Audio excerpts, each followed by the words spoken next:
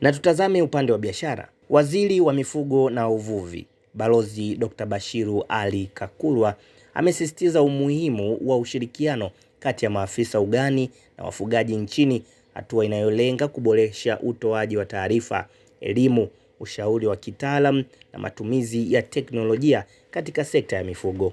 Kauli hiyo imetolewa wakati wa hafla fupi ya kukabidhi pikipiki 381 kwa maafisa ugani waliopo kwenye mamlaka za serikali za mitaa. Hafla hiyo ilifanyika jijini Dar es Salaam. Dr. Bashiru amewaagiza maafisa kutanguliza majadiliano na ushauri badala ya kufundisha mara moja wanapokuwa uwanjani, hatua inayosaidia kuongeza ufanisi wa huduma kwa wafugaji. Huduma za ugani ni muhimu na ni kiungo kati ya watafiti na wafugaji ili kupata ufugaji wenye tija. Hivyo ni vyema mkaimarisha mahusiano hayo. Nitoe rai kwenu kujenga ushirikiano mzuri na madhubuti baina yenu na wafugaji ambao utalenga kutoa taarifa sahihi, kusambaza teknolojia, kuelimisha, kutoa ushauri wa kitaalamu na kupata mrejesho wa matumizi ya teknolojia.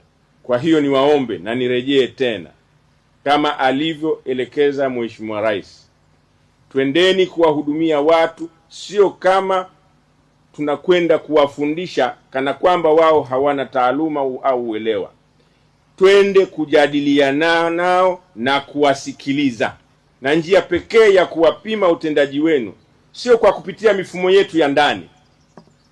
Hiyo ni muhimu sana. Endelea nchi nzima. Sisi Dar es Salaam ndio masoko ya hayo maboresho yote mnayoyafanya. Tunawadhihirishia tu kwamba tutaendelea kufanya kazi ili kuhakikisha njia za kimasoko zinakuwa endelevu. Na ili njia za kimasoko ziwe endelevu, hii status mnayowapa mnakwenda kusaidia wale wenzetu sasa kuwa na access kwenda kwenye mabenki na kufanya huo mnyororo sasa katika hali himilivu na kufanya huo mnyororo katika hali ya uhai. Mwisho wa siku unakuta sasa wananchi tuna improve ile well-being na tuna improve livelihood, na mwisho wa siku ndio tabasamu halisi kutoka Wizara ya Mifugo na Wizara ya TAMISEMI kwenda kwa wananchi.